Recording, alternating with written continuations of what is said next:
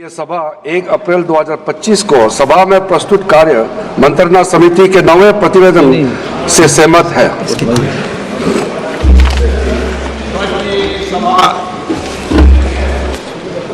1 अप्रैल 2025 को सभा में प्रस्तुत कार्य मंत्रणा समिति के 9वें प्रतिवेदन से सहमत है। जो सदस्य प्रस्ताव के पक्ष में हाँ गए, जो सदस्य प्रस्ताव के विरोध में ना गए, मेरे विचार में निर्णय हाँ वालों के पक्ष में, हाँ वालों के पक्ष में प्रस्ताव अनुमोदित किया जाता है।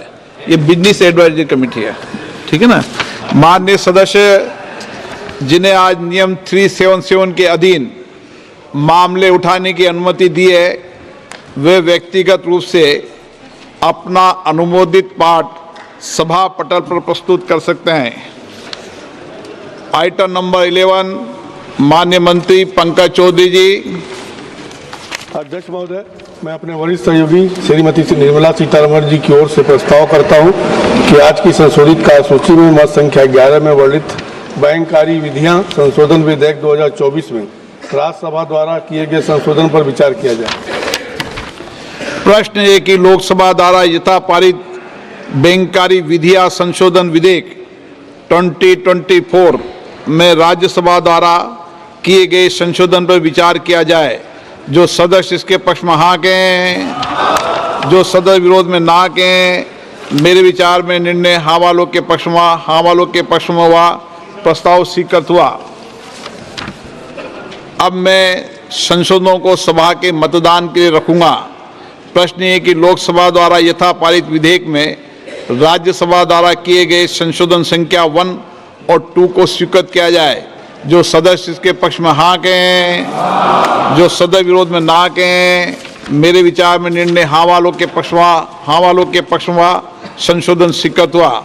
मंत्री जी अब प्रस्ताव करें कि लोकसभा द्वारा यथा पारित विधेयक में राज्यसभा द्वारा किए गए संशोधन से सभा सहमत है। महोदय, मैं प्रस्ताव करता हूं कि राज्यसभा द्वारा विधेयक में किए गए संशोधन पर सहमति दी जाए। प्रश्न ये है कि लोकसभा द्वारा यथा पारित विधेयक में राज्यसभा द्वारा किए गए संशोधन से सभा सहमत है।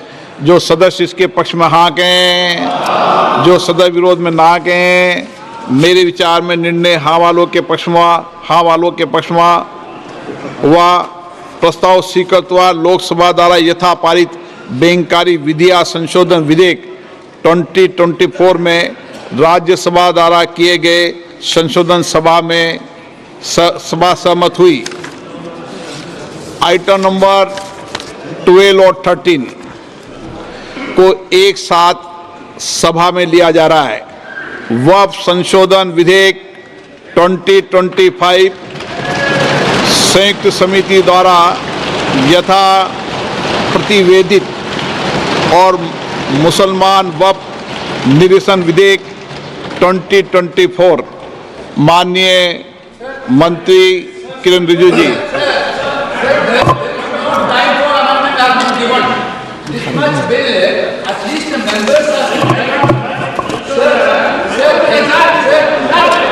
हाँ, बोलिए। This type of bill, when you are bringing it to the house, at least the members has to have the power to give amendments. Yesterday, what happened, sir? This bill has been brought into the notice of member only afternoon, around afternoon. Then the amendment time will be ceased till 3:30. Then how can the members move amendments, sir? This is basically, you are actually bulldozing the legislation, sir. This type of legislation bulldozing is not happened in this house, sir. Sir, members has to go. Why that, sir? You need to give time for amendment, sir. Sir, there are several provisions to be given amendment. There is no time at all. Okay, आप सुनिए, आप बैठिए, एक विषय मैं दे दूं। माननीय सदस्यगण, मैंने सभी जो गैर सरकारी माननीय सदस्यों के जो भी संशोधन प्रस्ताव थे वह और सरकारी संशोधन प्रस्ताव दोनों को बराबर का समय दिया है। मैंने ऐसा नहीं किया कि आपके मैंने सबको, मैंने जितना भी समय गैर सरकारी संशोधन को दिया है उतना ही समय सरकारी संशोधनों को दिया है। मैंने दोनों में कोई अंतर नहीं किया गया है। माननीय मंत्री जी को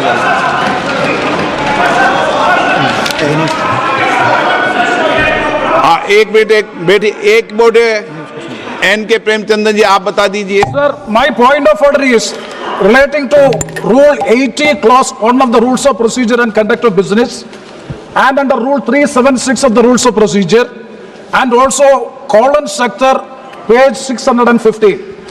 Sir, now this House is considering a bill, Waqf Amendment Bill 2024, as reported by the Joint Committee, Parliamentary Joint Committee.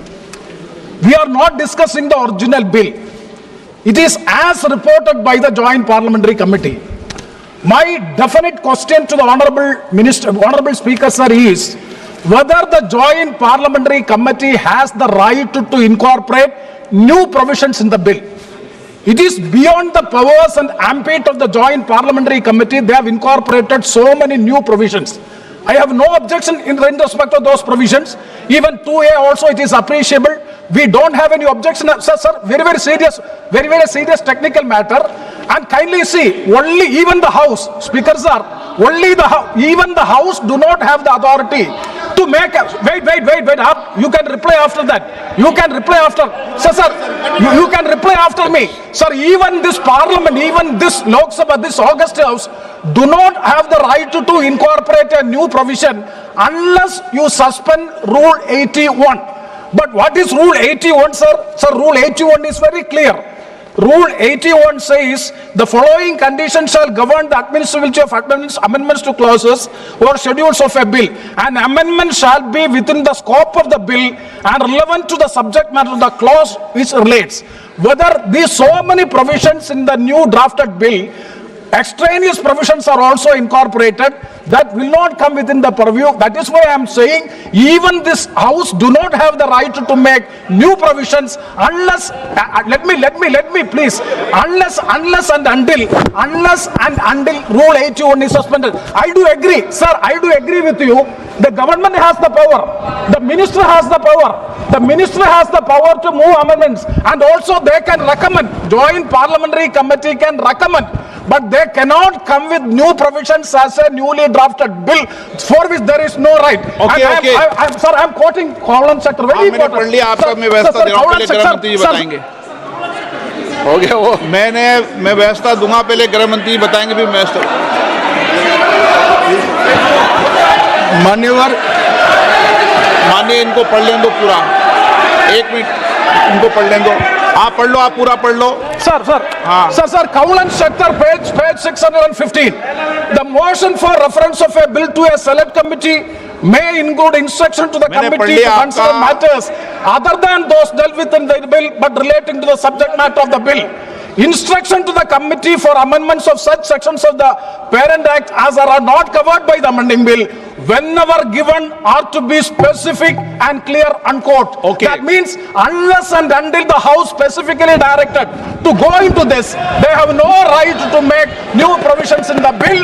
It is beyond the powers of the Joint Parliamentary Committee they have acted, for which I am seeking a ruling. आप बात खत्म करें। माननीय गृह मंत्री जी, आप बैठिए। ऐसा नहीं चलेगा माननीय सदस्य, मैंने सबको मौका दिया, प्लीज बैठिए आप। बैठिए। माननीय गृह मंत्री जी बोलेंगे।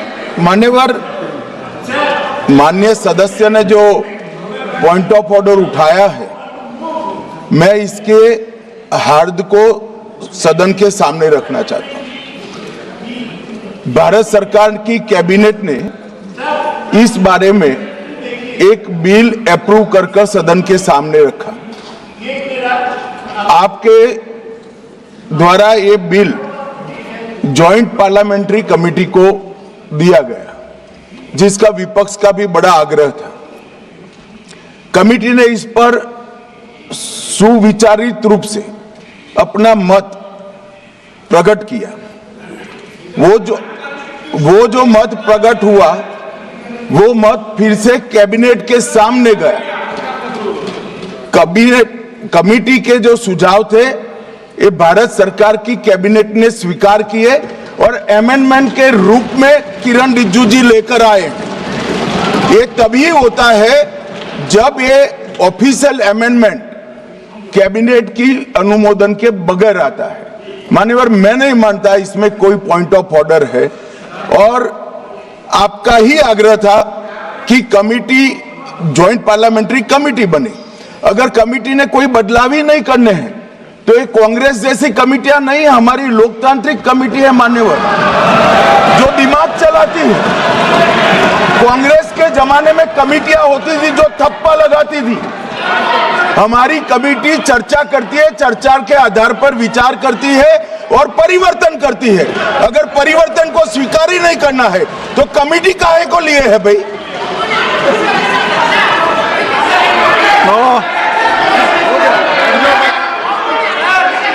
आप जब विधेयक पे चर्चा हो तो सबको मौका दूंगा।